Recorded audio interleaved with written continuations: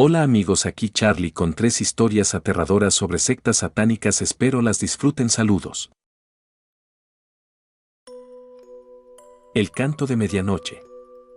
El doctor Elías Ventura, un historiador obsesionado con el ocultismo y las sociedades secretas, llegó a la destartalada finca de Blackwood motivado por un único artefacto, el diario del reverendo Silas Cael.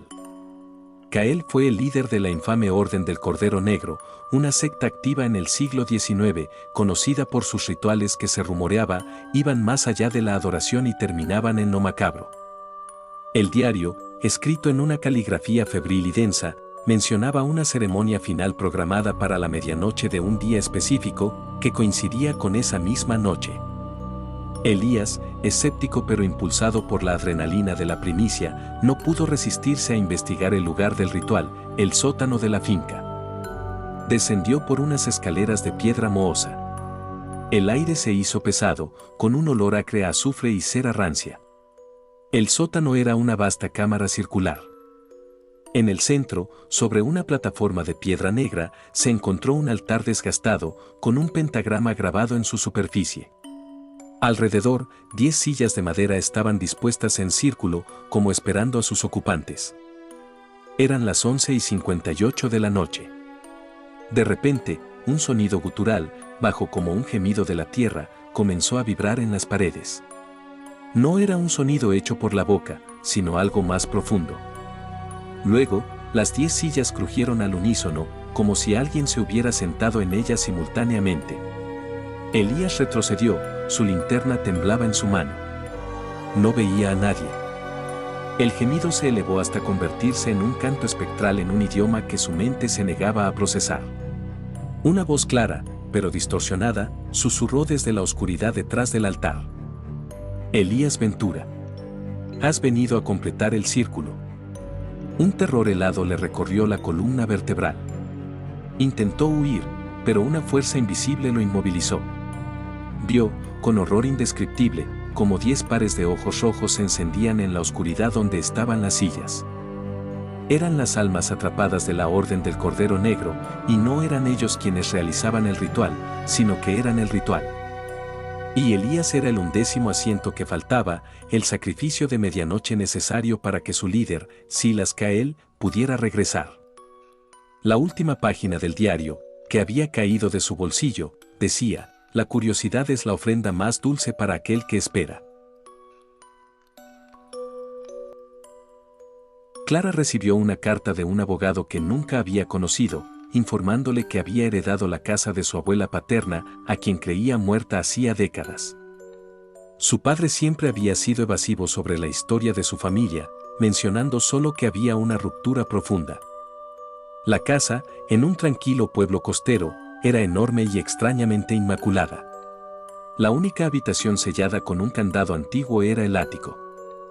Después de forzar la cerradura, Clara descubrió que parecía una biblioteca privada, miles de volúmenes polvorientos sobre astrología, demonología y, lo más inquietante, varios libros de contabilidad detallando donaciones a una entidad llamada la Cofradía de la Estrella Vespertina. A medida que leía los libros, se dio cuenta de que no eran solo donaciones.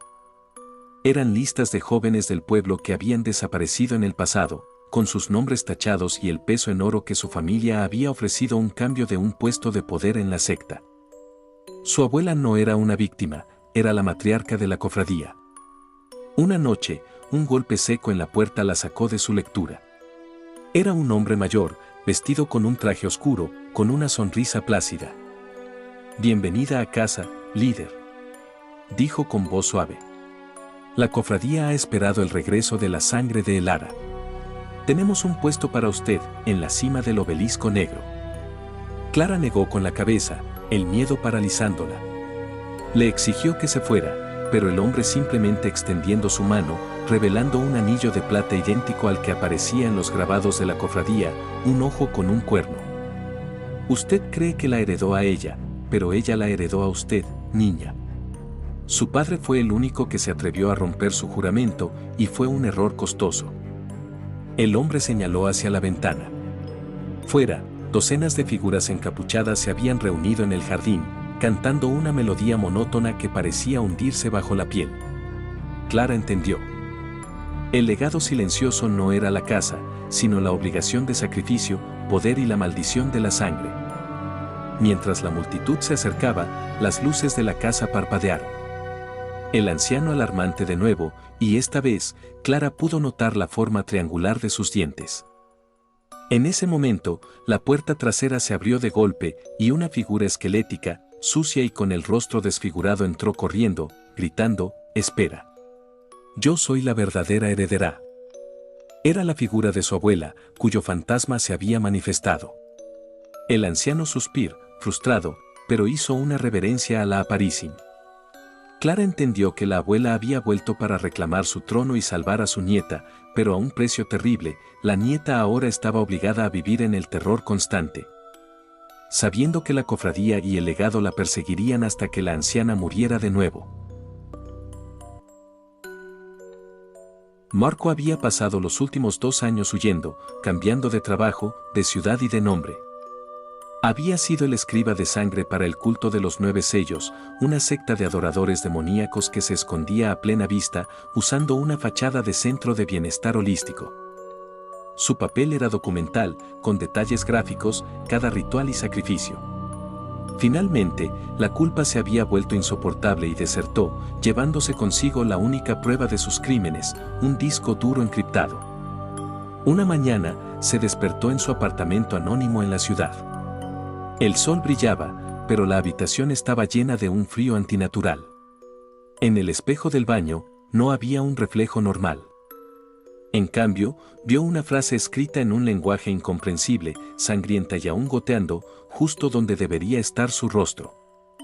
Salió corriendo de su apartamento y se refugió en una iglesia abandonada, sintiendo que era el único lugar que podría ofrecerle un respiro. Mientras se acurrucaba entre los bancos rotos, vio un pequeño símbolo tallado en el mármol del altar, un círculo roto con 9 líneas que irradiaban desde el centro. El sello de su antiguo culto. El pánico lo consumió. Se dio cuenta de que no importaba cuán lejos corriera, el culto operaba en un plano que trascendía la geografía. Ellos no lo buscaban, lo estaban esperando. En ese momento, las puertas de la iglesia se abrieron lentamente. No era un grupo de encapuchados, era un hombre joven con un look completamente normal, un maletín en la mano y una sonrisa educada. Era Javier, su antiguo compañero en el culto, conocido por su habilidad para conseguir información. Marco. Pensaste que podías llevarte el libro y correr, ¿verdad? Dijo Javier, cerrando la puerta detrás de él. El sonido resonó como un disparo. ¿Tú, cómo me encontraste? Javier dio un paso adelante. No te encontramos. Lo que tú robaste, el disco, no es la evidencia. Es el faro. Cada letra que escribió en el libro de sangre te ató a nosotros. Te reorienta a la fuente, Marco. No importa dónde vayas. Javier abrió el maletín. Dentro, en lugar de papeles, había una serie de herramientas quirúrgicas extremadamente pulcras y un recipiente de cristal. El maestro ha decidido que tu testimonio debe ser silenciado, pero no tu experiencia. Explicó Javier. Solo debemos quitar la parte de tu cerebro que te permite formar palabras. Lo que queda de ti servirá como un mártir mudo por la causa, un recordatorio a los otros de que la verdad es el primer sacrificio. Marco intentó gritar, pero su voz se quebró en un susurro. La frase en el espejo se había desvanecido, pero ahora sentía que la tinta del disco duro se le había metido en la cabeza. Javier se acercó, y Marco vio que, detrás de los ojos de su antiguo amigo, no había ni malicia ni bondad, solo el reflejo frío y distante del sello de los 9. El culto no quería matarlo, querían borrar su capacidad de contar, dejando solo al testigo roto.